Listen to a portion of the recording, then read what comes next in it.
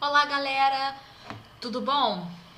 Olha só, eu espero que vocês estejam bem, que vocês estejam se cuidando e que tudo isso acabe o quanto antes para que a gente possa novamente estar junto, dividindo as nossas manhãs, tá certo? Quero dar parabéns para vocês pelas avaliações que foram feitas. Eu sei que exigiu bastante de vocês o fato da gente não estar tendo esse contato. Também queria registrar aqui em vídeo, vou deixar explicado também no post, que teve questões na avaliação de ética e na avaliação de geografia que foram anuladas, né? Assim de cabeça, agora aqui no momento gravando, eu não separei para falar com vocês, mas não lembro exatamente qual a questão, mas teve uma questão de ética que era sobre alguma característica da linguagem e, na verdade, todas as alternativas estavam corretas, né? E aí, o que eu fiz foi que a todas as pessoas o ponto dessa questão foi dado, né? Então, provavelmente você ganhou mais meio ponto acima do que tinha sido entregue para você, né? Logo que você terminou a sua avaliação. Eu tô olhando aqui, né, pro meu telefone, que eu vou colocar o cronômetro pra gente não se estender também muito na aula, senão ficar uma aula muito grande, porque tem muita coisa para falar aqui. E além disso, né, além da diética, também teve uma questão sobre a indústria da seca na prova de geografia, que tinha um erro no enunciado, e por conta desse erro no enunciado, a resposta correta da questão, que era a letra E, acabou se tornando errada, né? A resposta certa, mais correta para o enunciado da questão seria a alternativa, a primeira alternativa, né, que falava que a indústria da seca acaba contribuindo para a questão política, era algo nesse sentido. Também revi todas as provas porque vocês responderam e as respostas de vocês chegam para mim. Então eu pude conferir cada resposta e atribuir o ponto a quem realmente respondeu a alternativa correta, que era a primeira alternativa, tá certo? Então o ponto também foi dado para essas pessoas. Então ninguém ficou prejudicado, pelo contrário, a nota da grande maioria subiu mais meio ponto aí, por conta dessas duas questões, uma na de ética e uma na de geografia, tá certo? Bom, estamos iniciando aqui o nosso segundo bimestre oficialmente, mas eu já tinha pedido para vocês marcarem, né, no caderno de vocês, que o conteúdo sobre machismo seria um conteúdo o primeiro conteúdo do segundo bimestre, né? Eu coloquei aqui só pra gente recapitular, sem se estender, porque a gente já teve uma aula aí falando sobre o machismo, né? Então, pra gente não se estender, coloquei aqui pra gente retomar aqui na nossa memória, que comentamos sobre o que seria o machismo, que consequências isso traz pra mulher na nossa sociedade, que ações nós realizamos diariamente que reforçam o machismo, como que isso nasce e é alimentado na sociedade. Então falamos dos tipos de violência que a mulher sofre, né? Violência psicológica, violência patrimonial, violência sexual, violência física, né? Falamos então de muitas coisas que estão dentro desse universo do machismo, ok? E aí agora nós vamos passar já para um segundo tópico aqui que vai ficar com a gente aí no segundo bimestre todo, né? Que é a questão das relações raciais. Então nós começaremos a falar agora. Isso já é um assunto que nós, né, enquanto turma, já discutimos desde o ano passado. A gente já trabalhava juntos, né, dentro de ética, e a gente já discutia questões relacionadas aos problemas de preconceito racial no nosso país, né? Agora aqui nesse bimestre, no 8º ano, nós iremos abordar então algumas outras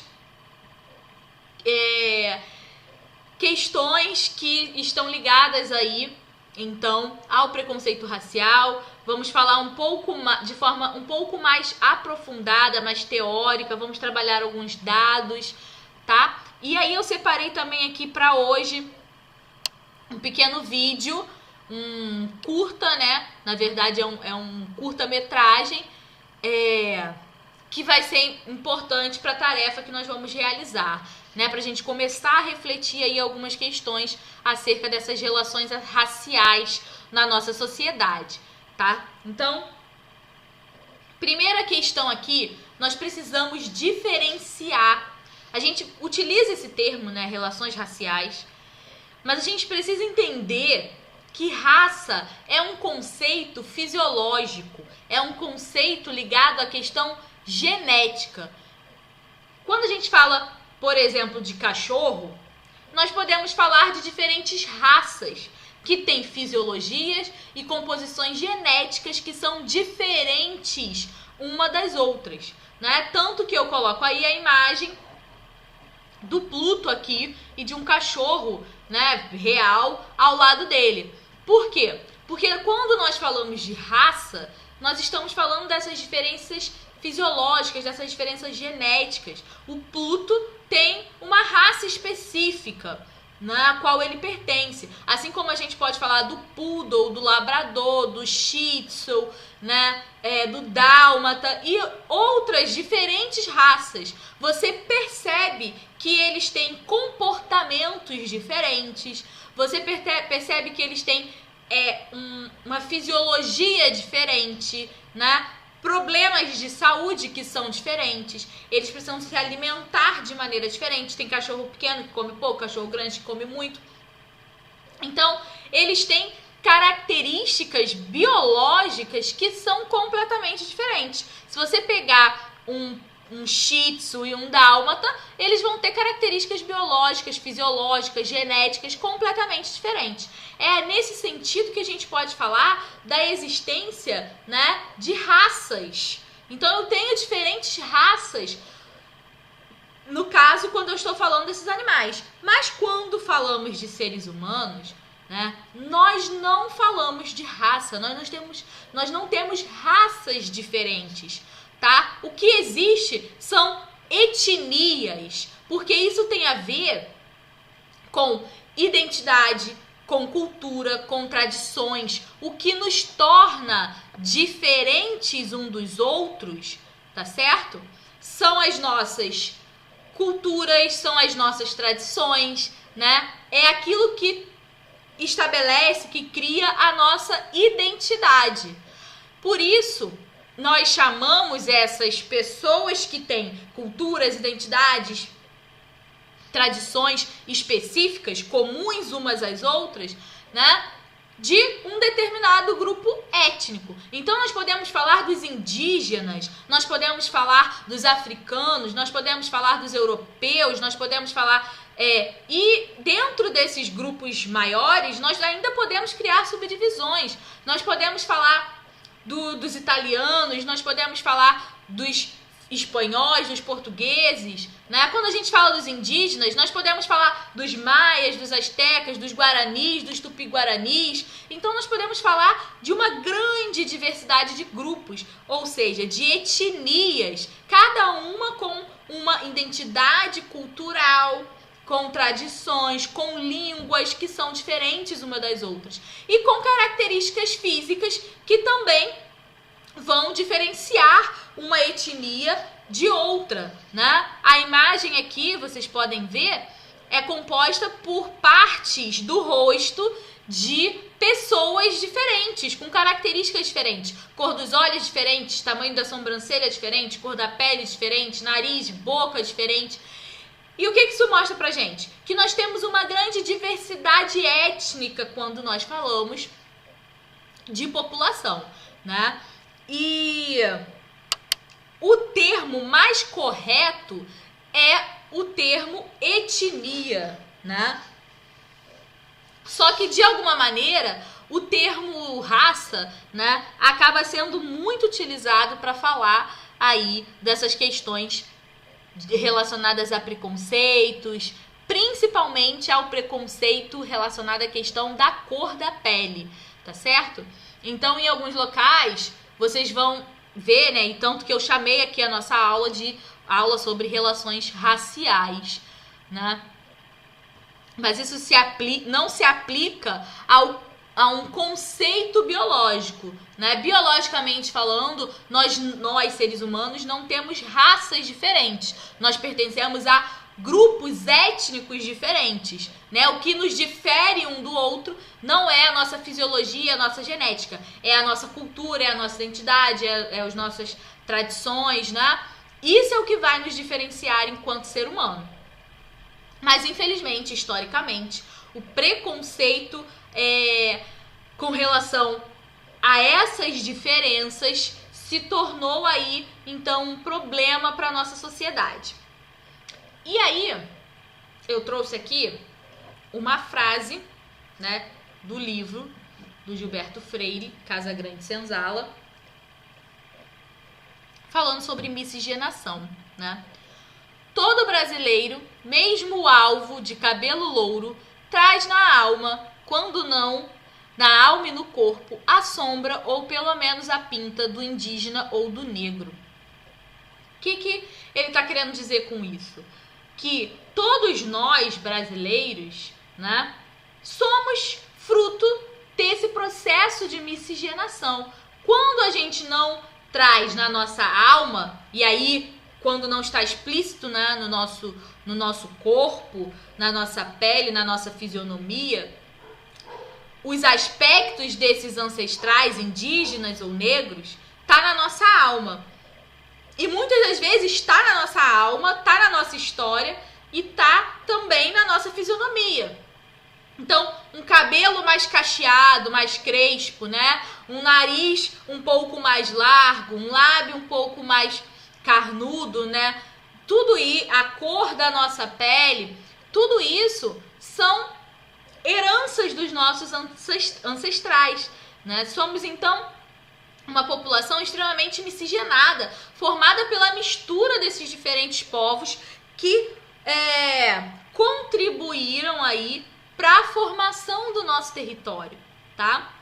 Essa aula, por exemplo, de miscigenação, a gente vai ter também em geografia, né? Perdão, essa aula de geografia é do 7º ano, né? Vocês já tiveram essa aula sobre características da população brasileira.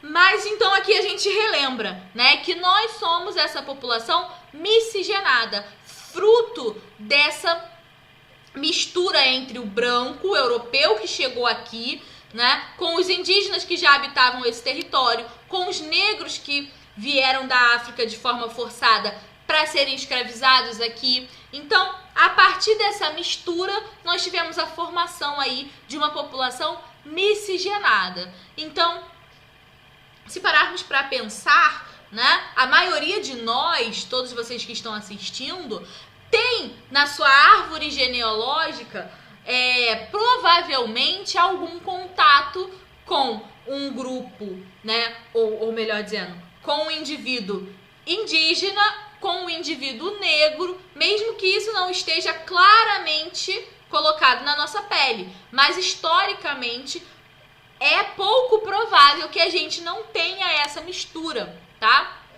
Existem, lógico, pessoas que acabam tendo, né, uma história familiar que acabou não tendo esse tipo de mistura, né? Tem uma linhagem de descendentes que não são nem indígenas, nem negros, tá? Mas quando a gente fala de Brasil, de brasileiro, é muito provável que a gente encontre nessas pessoas, nos seus descendentes, algum representante desses outros grupos étnicos, né? E até mesmo, se nós pararmos para pensar, aquelas famílias que não têm, né, um descendente indígena, ou que não veio de um indígena, que não veio de alguém que seja negro, descende de um europeu, de um italiano, né, de um espanhol, descende de um português, enfim, de outros grupos que vieram para o Brasil também durante o nosso processo de colonização. Então percebam como nós somos aí fruto de uma grande miscigenação. Já que a gente consegue entender, ou melhor, deveria entender que o preconceito racial é algo que não faz o menor sentido diante da realidade da nossa composição, né, demográfica. Então, ter preconceito com um determinado grupo étnico pela sua característica física, pela sua cultura, pelas suas tradições, não faz o menor sentido, uma vez que todos nós, né, somos frutos dessa miscigenação, dessa grande mistura, né, de povos, de culturas, de etnias diferentes. Então, isso por si já deveria ser um motivo de reflexão quando a gente pensa nesse negro, quando a gente pensa nesse indígena de forma preconceituosa, tá? Nesse primeiro momento, na verdade, no ano passado a gente falou bastante de indígena. Nesse primeiro momento aqui, nós vamos nos dedicar a pensar aí questões ligadas ao preconceito, né, com os negros. E aí eu trouxe alguns dados. Eu vou tirar aqui a minha carinha, passar para o outro lado, para que a gente possa ver melhor. Tá bom aqui. Eu trouxe um dado para a gente analisar sobre a composição da população brasileira.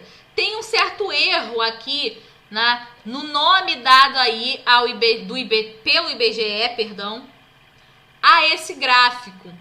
Ele é denominado, né, porcentagem da população por cor ou raça.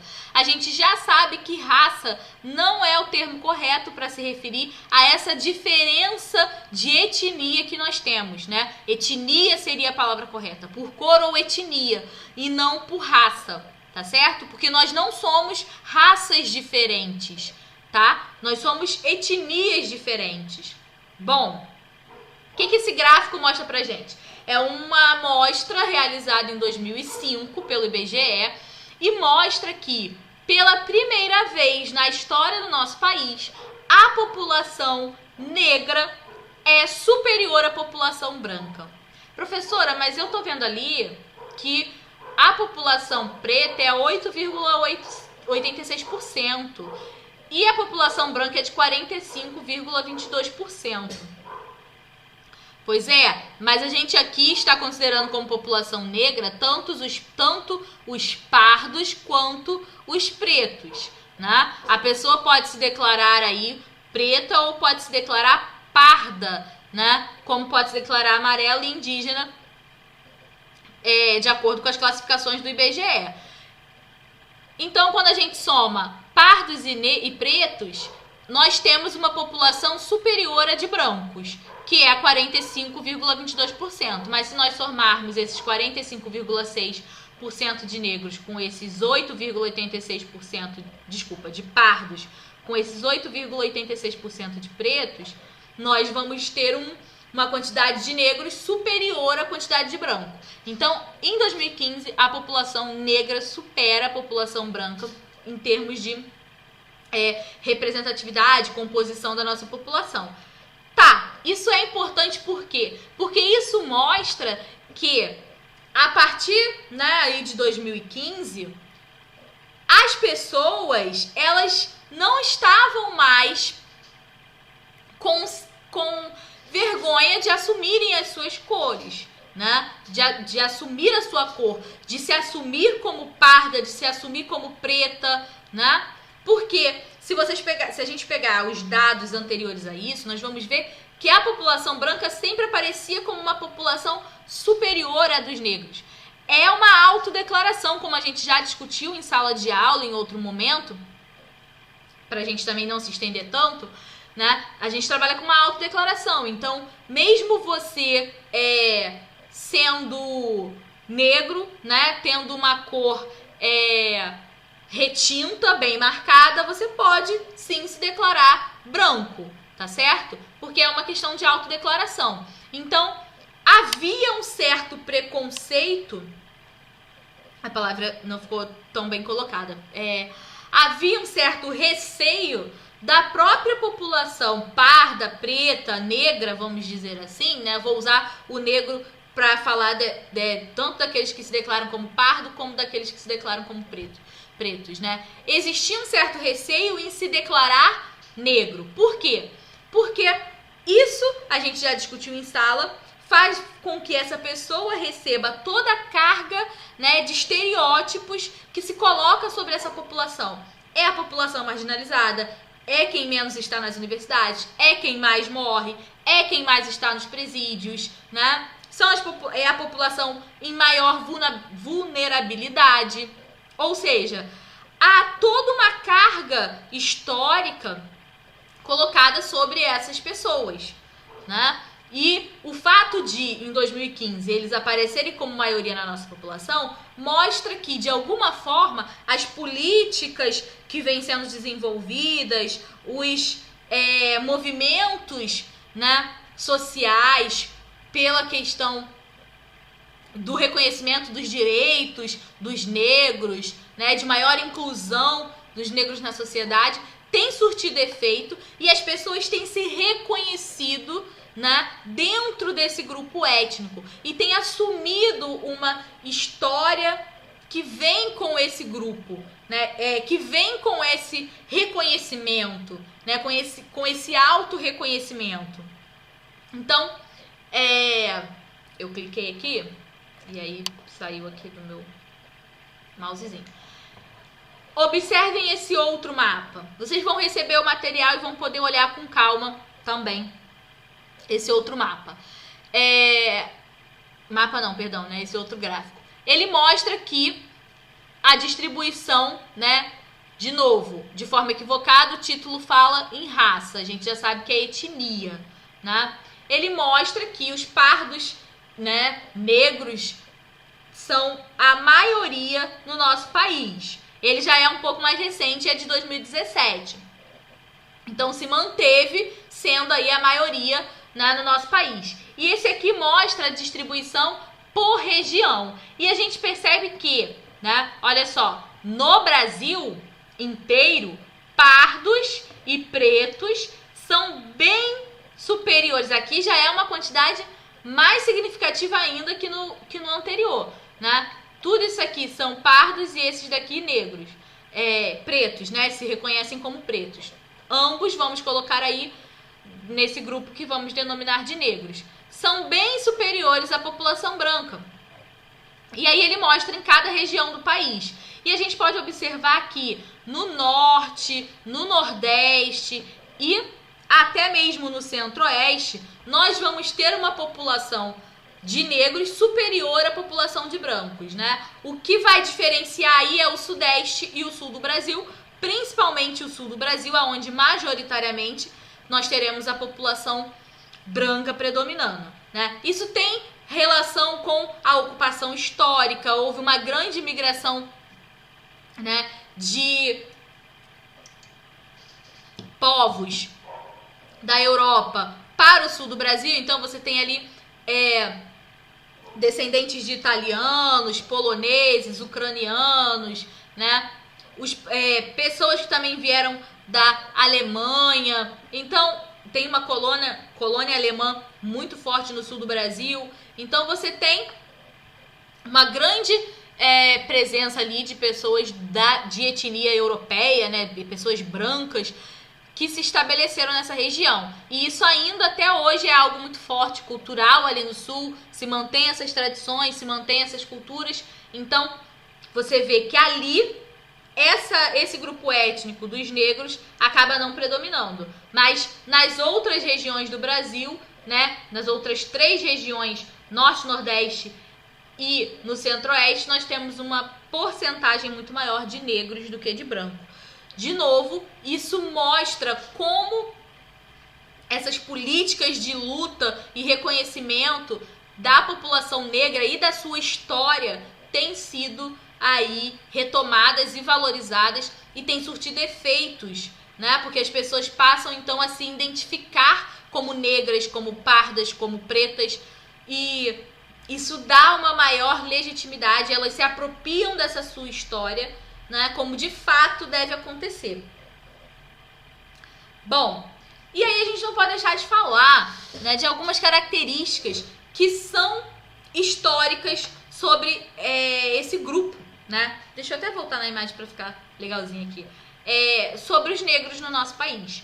Quando a gente fala aqui que é super importante que a partir de 2015 eles apareçam como maioria da nossa população, que isso demonstra como que está havendo, né, um certo efeito desses movimentos de luta e reconhecimento da cultura afro aqui no Brasil, a gente precisa lembrar da história desses negros aqui no Brasil, para entender por que esse reconhecimento é tão importante, né? E para entender por que eles são a maioria da população das favelas, a maioria da população carcerária no Brasil, a maioria dos jovens assassinados no Brasil, a maioria dos dados, né, de vítimas de violência e de praticantes de violência no Brasil. Então, por que eles são a população que é marginalizada na nossa sociedade, né? Que vive à margem do que das políticas públicas, que vivem à margem das inclusões, dos processos inclusivos da nossa sociedade. Por que eles são essa população em tamanha vulnerabilidade, né, na nossa sociedade? Isso tudo tem uma explicação histórica. Eu sei que vocês já sabem tudo isso, porque a gente já conversou no ano passado, em outros momentos, né? Então a gente está retomando aqui uma discussão, e agora de forma efetiva, porque, né, vai fazer parte aí da composição do conteúdo do nosso bimestre.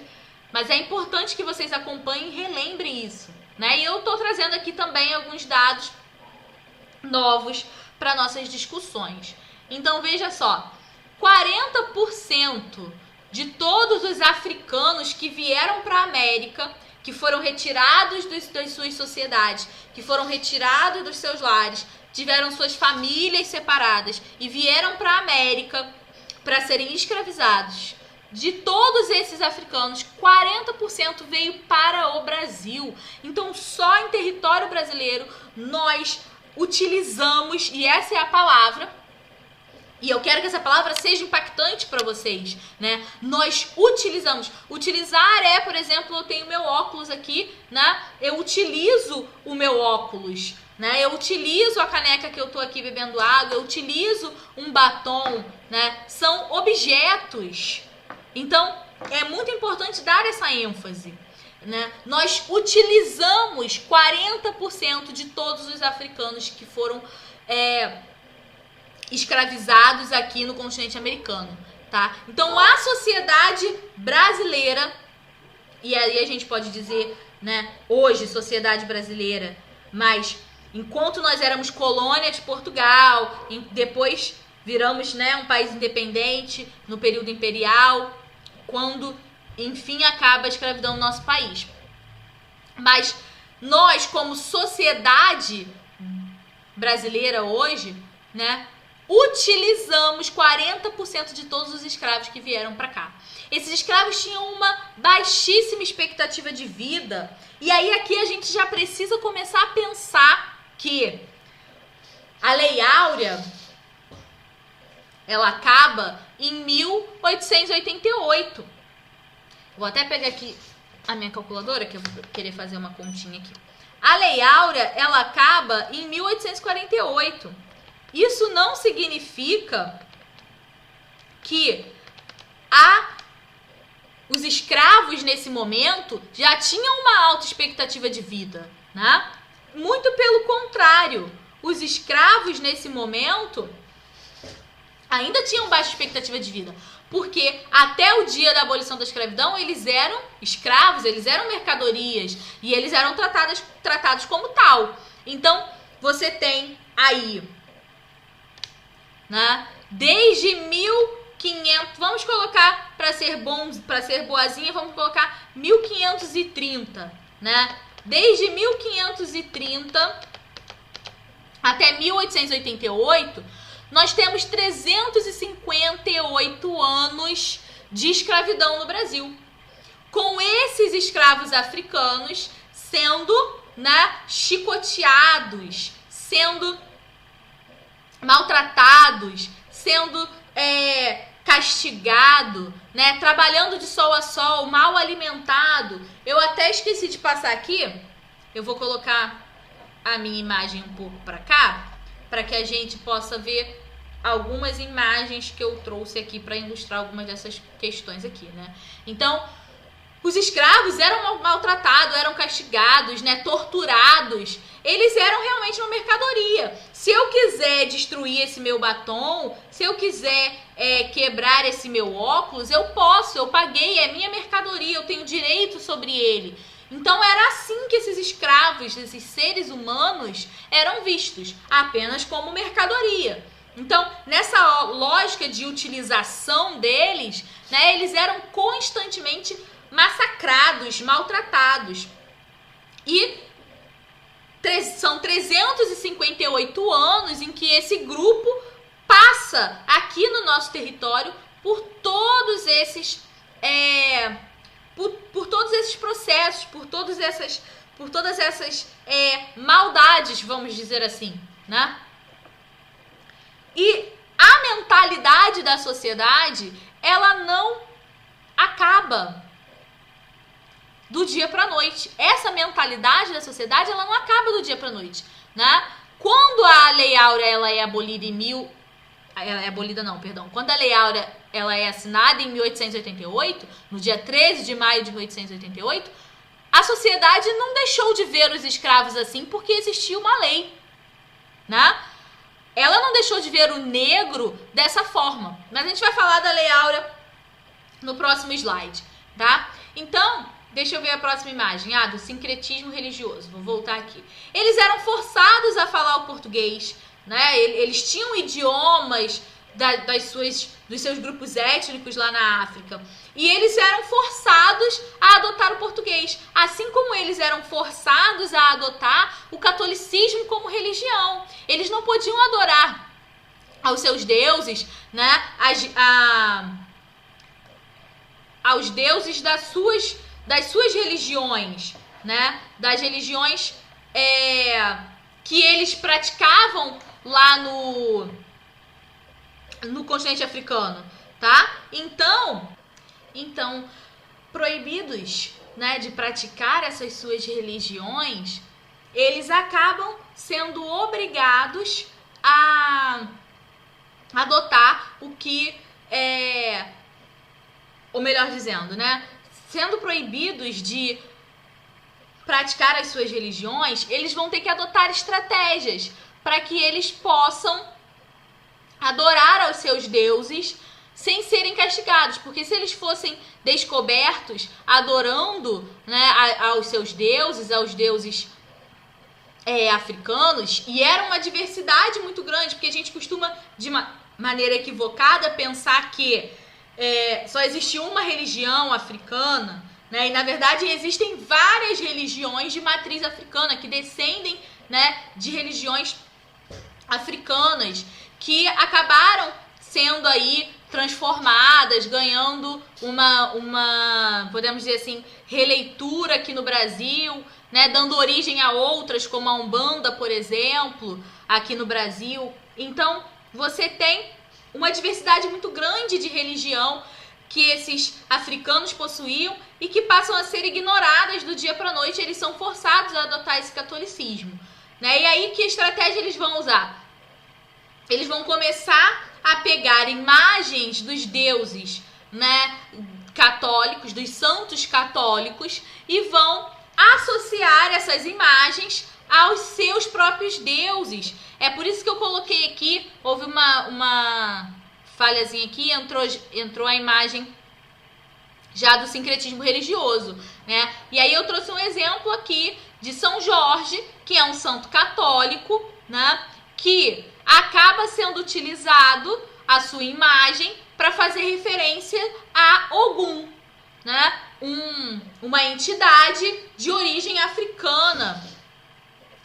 Dentro, né, dessas religiões africanas, você tem, em algumas delas, a figura do Ogum, né, que seria um deus também ligado aí à questão da guerra, da luta, né, assim como São Jorge. Então, o que esses escravos acabam fazendo? Eles vão passar a utilizar essas imagens, na imagem de São Jorge, para que eles pudessem fazer os seus cultos, adorar ao seu Deus, no caso Ogum. E assim vai ser feito com vários outros santos católicos que vão aparecer aí, né, no que a gente vai chamar de sincretismo religioso. Ou seja, esses deuses católicos, esses santos católicos, vão ter um correspondente, né, nas religiões africanas. E assim, quando eles eram vistos com essas imagens, fazendo festas, realizando atividades com essas imagens, eles não eram castigados, porque elas eram imagens católicas, né? Então, eles podiam utilizar São Jorge para estar adorando a Ogum. E assim eles conseguiam aí manter, né, a sua fé, a sua religião, os seus cultos, suas adorações, sem que eles fossem castigados, tá? Outro ponto aqui, ó, muito importante de falarmos, e aí tem a ver com também várias questões que a gente discute sempre nas nossas aulas, a questão da violência contra a mulher, né, até o que a gente falou do machismo. As mulheres vítimas de violência, em sua maioria, são negras, né? Então, veja como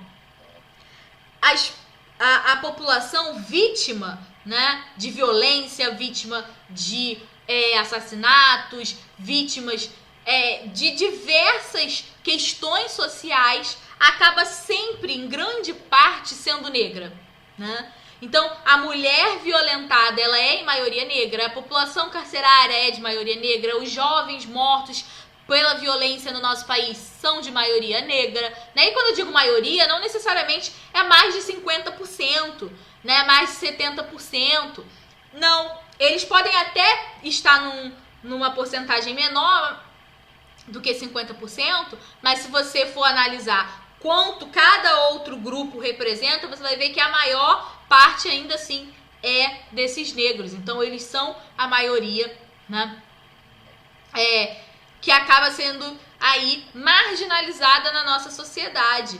E aí eu coloco aqui uma imagenzinha, né, das mulheres negras, que acabavam em muitos casos não tendo a mesma atividade que o homem, né? A mulher negra, ela era mais designada para trabalhar nas casas, mas era violentada pelos senhores, né, que estupravam essas escravas para saciar os seus desejos sexuais, que eram violentadas pelas próprias esposas desses senhores, donos dessas escravas, que quando descobriam que os seus maridos estavam tendo relações com elas, a castigavam, porque não podiam castigar o marido, a mulher era submissa, né? Então, né, na sua raiva, ela descontava a sua fúria na própria escrava, né? Agredindo-a, violentando-a, arrancando parte do seu corpo, seus seios, seus olhos, né? Castigando,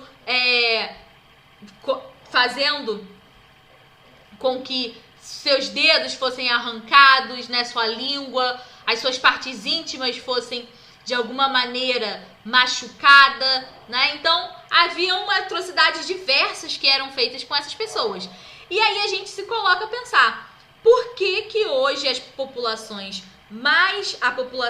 que mais é vítima de um processo de marginalização, de processos de violência, é essa população negra? Será que realmente houve uma inclusão desses negros na sociedade? Porque esse é o discurso que muita gente adota. Ah, nós somos todos iguais. Realmente, biologicamente falando, nós somos todos iguais, né? Não existe uma raça diferente de nós, seres humanos. Todos nós somos seres humanos.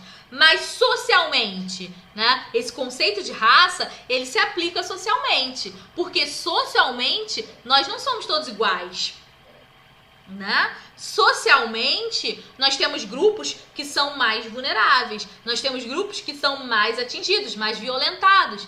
E por que que esses grupos não são os grupos dos brancos, né? Por que que esse grupo não é o grupo daqueles que descendem dos europeus diretamente apenas? Por que aqueles que trazem na sua pele a cor, né, negra, que trazem na sua pele, no seu físico, as características afro, né, de descendência afro, são marginalizados? E aí a gente encontra várias respostas para isso, né? Eu trouxe aqui, mas a gente já está se alongando bastante nessa aula e eu não queria que ela ficasse tão longa, que o vídeo ainda tem 16 minutos. Mas eu trouxe aqui alguns elementos de resistência que esses negros tiveram ao longo dos anos, né? Então você tem aqui uma imagem que representa os quilombos, para onde eles fugiam e tentavam de alguma maneira viver ali de forma mais próxima da sua cultura original, né? Se alimentando ali dos recursos que a natureza oferecia, plantando, cultivando, mas de maneira mais tradicional, mais ligada à sua cultura, né? Nós temos aí o jongo, que é uma dança, né? Uma manifestação cultural que ainda hoje é realizada, existem rodas de jongo em alguns lugares, a capoeira também. Essas são formas de resistência dessa cultura negra, tá? Que vai se mantendo aí ao longo dos séculos no nosso país. E se nós pensarmos, essa resistência, essas manifestações de resistência, elas também foram marginalizadas.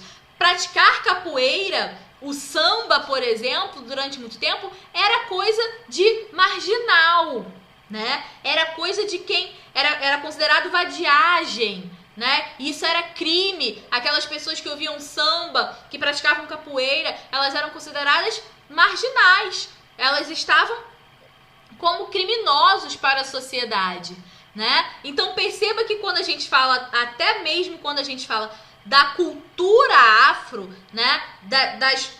Dos aspectos, dos elementos culturais que descendem aí, né? De alguma forma são influenciados, nasceram no meio dessa cultura afro, ou tem alguma influência dela, são marginalizados ao longo da história. Isso mesmo após a nossa...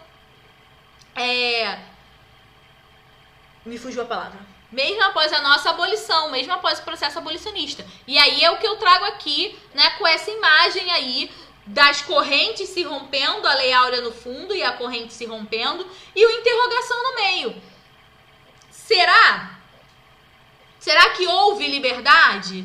Né? Será que isso aconteceu? E é aqui que a gente tem um ponto importantíssimo que explica e justifica a necessidade de ainda hoje a gente estar falando de uma população que é vulnerável, de uma população que é marginalizada. Por quê? Ao assinar a Lei Áurea, e vocês podem ver na imagem ao fundo, ela é extremamente curta. O que diz ali é que, a partir daquela data, está extinta a escravidão no Brasil. É proibido ter escravo. A partir do dia 13 de maio de 1888.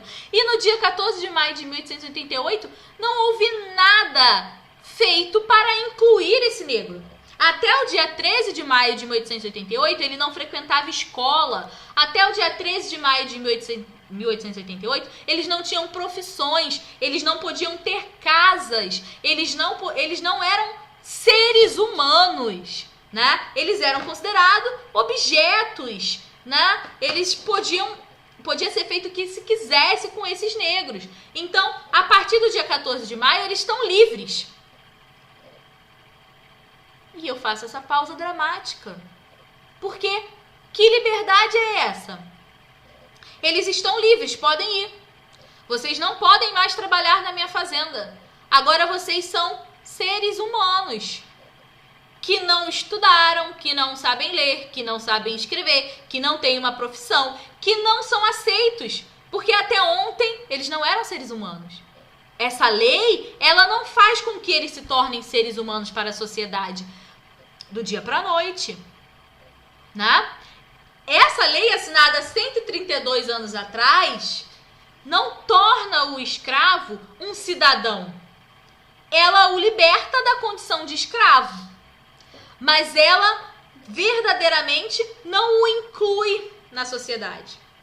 Não há nenhuma contrapartida, não há nenhum uma política pública do Império para a inclusão desses recém-cidadãos, né? Desses libertos. O negro continua não podendo entrar na escola, as pessoas não querem contratar o negro porque ele é escravo. Como que agora eu contrato um ex-escravo, né? Para ser então aí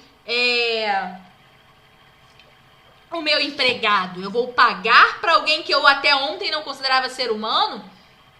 Percebam como aqui nasce a marginalização do negro na sociedade. Ele é um ser agora liberto, né?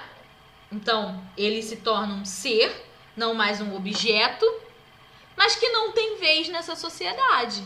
Ele se torna um ser que não pode estar na escola. Ele se torna um ser que não pode ser empregado. Ele se torna um ser que não tem casa. Ele se torna um ser que não tem terra.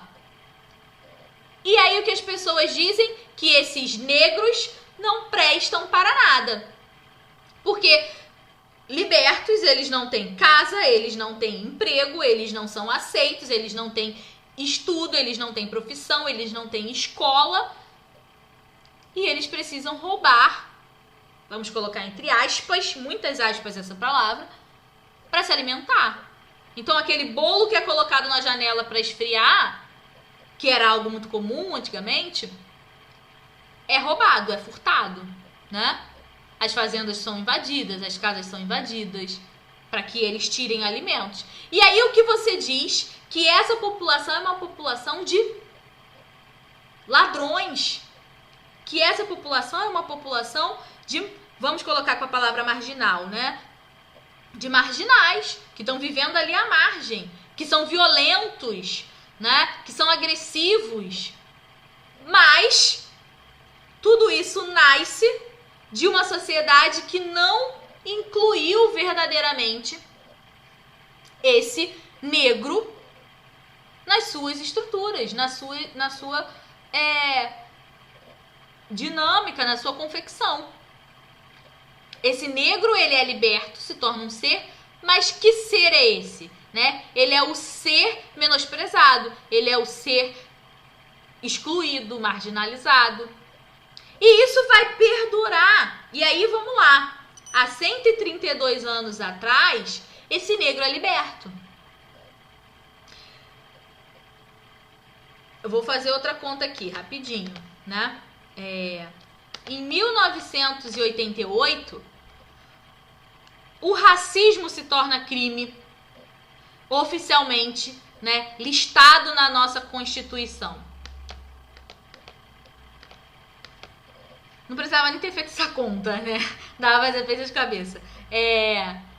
E a abolição acabou em 1800. A abolição foi estabelecida em 1888. 100 anos depois do fim da escravidão, 100 anos depois, você discriminar uma pessoa pela cor da sua pele ainda não era crime no Brasil.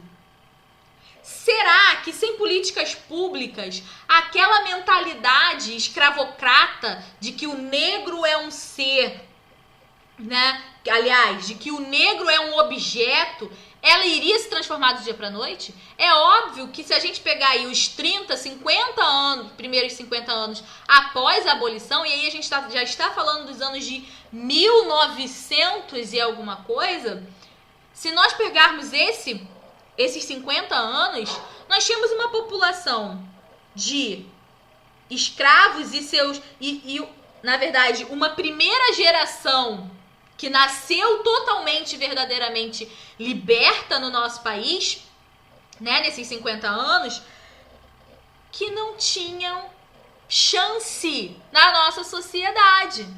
Elas não tinham a menor condição fornecida pelo governo de serem incluídas. E aí algumas pessoas podem falar, mas por que essas pessoas não tinham condição? Por que o governo que tinha que dar para elas? Horas, nós estamos falando de 358 anos de escravidão absoluta no Brasil. Não é possível que Não é nem humano que a gente queira que em 50 anos essas pessoas e seus, né, descendentes, essas pessoas descendentes desses escravos, de uma linhagem de 358 anos explorados, castigados, né, sendo considerados objetos, em 50 anos não é humano querer que essas pessoas sozinhas, em uma sociedade que continua considerando-as, né, inferiores, considerando-as marginais, considerando-as sem capacidade, sem condições, seres inferiores, não é humano querer que dentro dessas condições sociais fornecidas para elas por si sozinha vencem. A meritocracia tão falada na nossa sociedade não faz nenhum sentido, né? Não é verdadeira, e a gente sabe que ela não é verdadeira quando a gente olha para essa realidade. Como que em 50 anos essa primeira geração verdadeiramente nascida livre no nosso país, de não escravos, pode chegar numa universidade? Se nem escola eles podiam frequentar. Se as primeiras leis educacionais a permitir negros na escola surgem no século XX. Como que a gente pode querer que em 50 anos eles cheguem nas universidades? Como que nós podemos querer que sozinhos eles se tornem milionários, se tornem ricos, né? Vençam na vida, sejam grandes empreendedores e se tornem bilionários?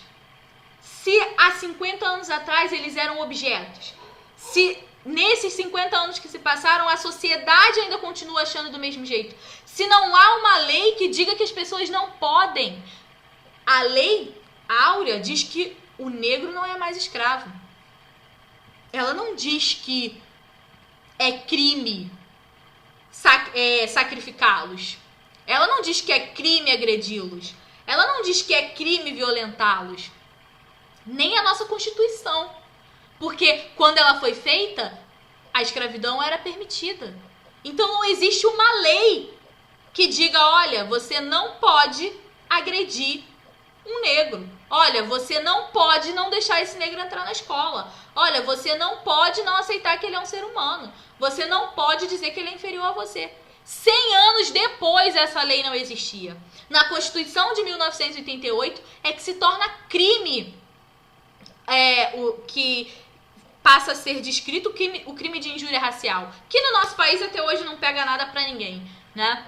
Afinal de contas, até mesmo o presidente da República já teve falas racistas, né, contra os negros no nosso país, e no entanto é o presidente da República, né? Nós temos outras figuras públicas que também se manifestam de forma preconceituosas e no entanto, né, estão aí compondo o governo, são figuras públicas e historicamente isso acontece no nosso país. Então esse crime de injúria racial não é de fato levado a sério no nosso país, mas está lá na nossa Constituição. Mas quantos anos isso levou para estar lá? E veja, se nós pegarmos da abolição até hoje, 132 anos, né? Em 1988 a injúria racial se torna crime. Após isso, nós temos 32 anos. Há 32 anos, um pouco mais do meu tempo de vida, é que se torna crime no nosso país, né? A injúria racial. Veja, 32 anos. Há 33 anos atrás, eu poderia dizer que um negro, né, é inferior a mim. E isso não pegaria em nada para mim, né? Isso não implicaria em nada juridicamente. Vejam, é impossível querer que em 132 anos de libertação da escravidão, e aí você pode pensar, nossa, mas é mais de um século, professora. Sim, um século inteiro aonde era permitido excluir os negros, menosprezá-los, marginalizá-los, criminalizá-los, né? Ofendê-los. Durante um século, isso foi permitido mesmo após o fim da escravidão. Há 32 anos que é crime discriminar uma pessoa pela cor no Brasil. como é que a gente não pode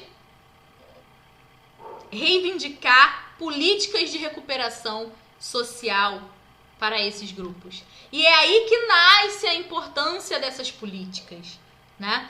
É aí que o movimento negro, é aí que o movimento de luta pelo reconhecimento, por ações afirmativas, por ações de inclusão desse negro na sociedade, nas universidades, nos espaços públicos, né? As ações como as cotas para a entrada nas universidades, para os concursos públicos, a participação do movimento negro, a reivindicação da presença do negro na política, tudo isso se torna extremamente importante para que essas pessoas se reconheçam como negras, para que essas pessoas reconheçam a sua história e reivindiquem os seus direitos, né? Como a nossa aula ela se estendeu bastante, eu iria passar agora para vocês um documentário chamado Cores e Botas. Né? Esse documentário, ele está no YouTube. Eu ia colocar aqui pra gente assistir na aula, mas eu acabei me estendendo. Esse documentário está no YouTube, é só colocar lá. Curta-metragem ou Cores e Botas, ou colocar Cores e Botas curta-metragem. Colocou no YouTube, vocês vão conseguir assistir. É um documentário de uns 16 minutos, né? Nesse documentário vocês vão ver a história de uma menina que queria ser paquita. Eu não vou contar muito do documentário porque a tarefa vai ser a seguinte: vocês vão assistir o documentário, vão fazer uma resenha sobre esse documentário, né?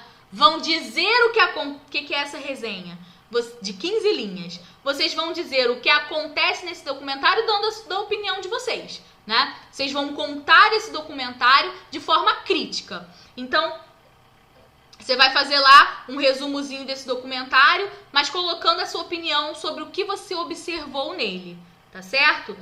E aí vão, como a gente tem feito anteriormente, registrar em foto e mandar para mim, tá? Quem fizer digitado, pode fazer digitado, manda também pelo e-mail. Quem fizer no caderno, fotografa e envia para o e-mail que eu disponibilizo para vocês, jazzdpf@gmail.com. Trabalhos enviados para outro e-mail não serão computados. Não vou me responsabilizar por fiscalizar esse outro e-mail. O único e-mail para receber o trabalho é esse, tá certo? jazzdpfgel@gmail.com. Então vocês vão colocar no YouTube, vão assistir esse documentário Cores e Botas. E na próxima aula, né, além dessa resenha que vocês vão fazer, na próxima aula nós vamos discutir esse documentário. Para isso, eu vou pedir para vocês baixarem o aplicativo chamado Zoom, tá? Vocês vão baixar ou no computador ou no celular, por onde vocês costumam assistir a aula. É bem simples, baixa o aplicativo, tem a opção de se cadastrar com o Facebook, vocês já têm Facebook, ou quem não tem pode usar um e-mail.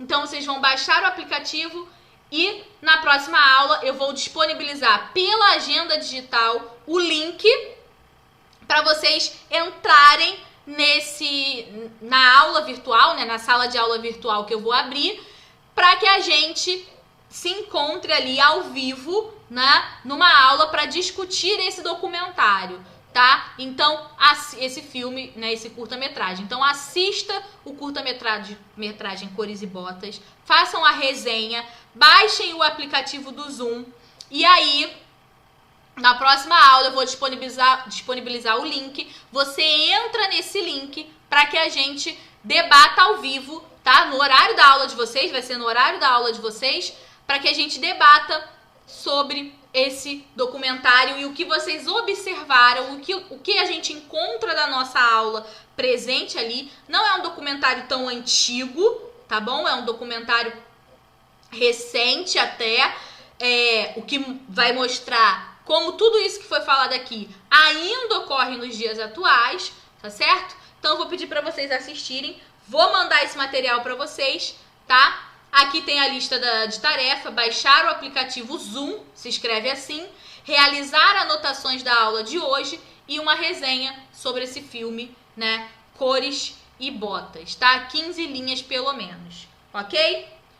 E aí eu deixo aqui a imagem para vocês, vai ficar tudo bem e o quanto antes nós vamos estar, eu espero, né, que o quanto antes a gente esteja novamente aí juntos, para que esses debates aconteçam em tempo real, né? Já vai ser bem legal na semana que vem vocês baixando o Zoom, que a gente vai poder se ver assim, né? Todos nós vamos estar ali naquela sala de aula virtual, podendo trocar comentários, tá? Vou pedir muita colaboração de vocês para que a gente tenha uma boa aula.